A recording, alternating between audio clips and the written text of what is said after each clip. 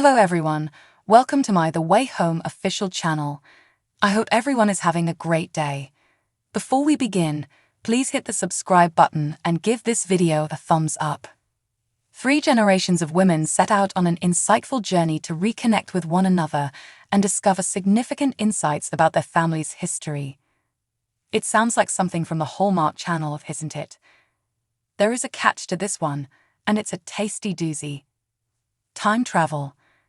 After losing her job at the newspaper and her teenage daughter Alice, Sadie La Flamme Snow, being expelled from school, Kat, Shyla Leigh, who is at her wit's end, receives an unexpected letter from her estranged mother Dell, Andy McDowell, and decides to move back to her childhood home in Port Haven, Canada. Meanwhile, Alice, disgusted with farm life and enraged at her parents' separation, flees and discovers an enigmatic pond behind her grandmother's property. She furiously tosses a bracelet that Kat gave her into the ocean. Alice instantly regrets her choice, and in her desperation to get the jewels back, she falls in while reaching for the memento. She soon realizes upon entering that this is not your typical underwater experience. Alice, trapped in the undergrowth and gasping for oxygen, is saved when a young girl, her mother of all people, pulls her out. It's also 1999 at this point. Alice soon meets her grandfather Colton, Jefferson Brown, and her teenage uncle Jacob, Remy Smith. In Alice's time, Jacob is missing and thought to be dead, and Colton has passed away. This is her first contact with them. With the assistance of her neighbor, the young Elliot, who would eventually become a high school teacher, Alice tries to adjust to this new world. When Alice discovers that the pond will allow her to travel across time, she is excited about the opportunity to connect with, well, a better version of her family. But when the circumstances surrounding Colton's passing and Jacob's disappearance approach, Alice, and subsequently Kat, who finds out about the pond, attempt to alter history in order to improve the present. La Flamme Snow expertly handled Alice's many highs and lows in the first season. She went from blowing up at a high school talent show to becoming best friends with her teenage mom, falling in love with Nick just as the millennium was ending, and not knowing what that meant at the time, and feeling torn about whether it was worth it to try and change history. Williams, on the other hand, rose to the occasion to portray a man whose destiny was predetermined when he was a teenager. This character is still adjusting to this responsibility as he is assigned to protect Alice, and later Kat, the person he has loved, since they were young neighbors on the farm, against the dangers of time travel.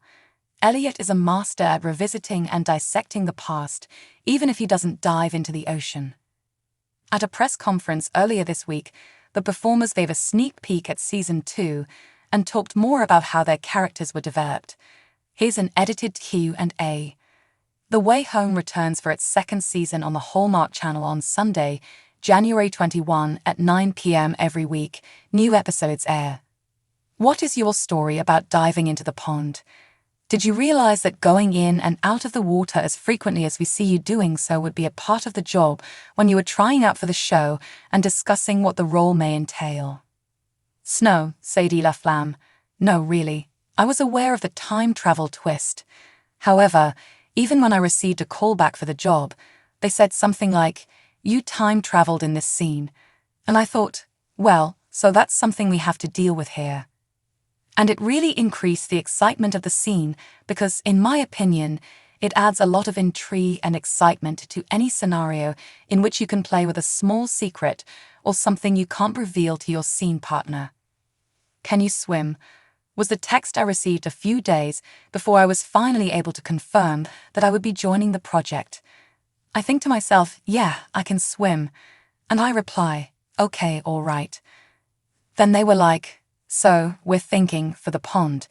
When we went to the site and were conducting camera testing and that kind of thing, and that this was not a one-time event began to sink in for me. This is not like going to the pond once every now and then, where we just bring it up and call it a day. During the show's filming, we go to the pond quite a bit. It's truly a lovely place. Scenes that take place there are usually quite important, because a pond isn't only written for shooting. It's quite the production, he chuckles. It's very amazing. To be honest, it's been a pleasant task. It's an experience you would never anticipate having. So having the chance to challenge oneself to do those situations has been quite thrilling. Q. I predict Elliot will end up in the pond at some point. Of course, we can't talk about that at this time. However, I would like to ask you about Season 1's Evan and the Pond. Were you happy to keep dry while witnessing two of your co-stars enter and exit the water, or did you feel guilty about missing out on the fun?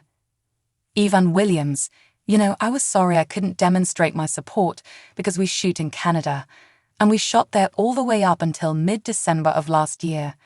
Thus, it grew really chilly. I felt a bit extravagant, a little decadent, knowing that my costers had to get in there and were shaking in their boots afterwards, and me, I'm simply happy as a clam in my jacket. In order to let them know that I was a member of the team and that they weren't alone in it, I would have been glad to enter there as well, if necessary. However, I would be lying if I didn't also feel a small sense of relief, laughs. It's amazing to see what my peers have written about this series. They have written everything from "this is what Hallmark could be" to "it's such a break from traditional Hallmark." Of course, there's no Hallmark model for this. Thus, may I ask how you found out about this project? What drew you into the series, and what about the character in particular appealed to you? Sadie laughed. Snow. I believe there is an exciting opportunity to break the mold in a way, but at the same time, I believe that Hallmark is staying true to what viewers come in for when they first watch the show: strong relationships, a strong sense of home, and a strong sense of family. These elements are at the heart of the program, but there's also a twist involving time travel and a family drama that heavily leans into the drama department. I believe that the song itself was one of the things that truly got to me. I sing. I'm a huge music fan. I fell in love with it before I even started performing. That's why it kind of stuck out to me. Oh, I think there's something extra here that's really speaking to me, I thought to myself. I think something happens to this little boy, I remarked to my friend who was reading for me as we were filming the audition scene. I think you're reading into it, she said. I'm not sure. Don't emphasize it in the moment too much. I'm thinking, no. I just have this gut feeling that this little boy is going to suffer a terrible fate. You look back on those moments and go, oh, I had a gut feeling about this story. And that's all that happened after I was able to read the complete screenplay and understand the season's arc. And I immediately felt a connection to it. For me, it seemed to leap off the page. Thus, I believe there are numerous small indicators. It's always 20/20ths in retrospect. You're thinking, oh, I knew that, and oh, I knew this. It immediately meant something to me. Evan Williams, what struck me about the show when I first heard about it was how expensive it was for Hallmark. Being a part of something that aims to change the course of events excites me. That excites me greatly as an artist, in my opinion.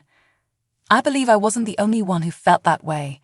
It gave me great pleasure to learn that everyone, in front of and behind the camera, had the same goal in mind when I started. We were going to strive to accomplish something that was unlike anything Hallmark had ever seen. Thus, it was a risk that paid off. Not only did it turn out somewhat as we had anticipated, but it exceeded our expectations by far. In the best-case scenario, people are enamored with the show. I'm therefore overjoyed to be involved.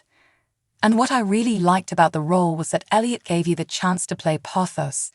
It's a really intriguing story about a person who was sort of told his destiny 20 years ago, and then bam, 20 years later, he turns out to be exactly what the prophecy said. In the interim, what type of guy spends 20 years? How does that alter an individual? What actions and changes does that cause in a person as a human animal?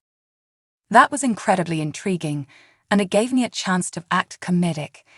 Elliot has some lovely moments of humor and lightness, which I thought would be crucial for a production with the emotional depth of The Way Home, since the subject matter really goes there. They deal with significant issues like loss of a child, sorrow, estrangement, and family trauma. They look into things from a holistic perspective, so there's a lot of room for healing via tears. Many tell me they sob so hard watching the show. On the other hand, consider how relieving it is to chuckle every now and then. I therefore truly enjoy the chance to play about with Elliot and occasionally be the joke's butt. I adore carrying that out. I adore portraying a character that is illiterate. Furthermore, Elliot is not a hero in the traditional sense of the word.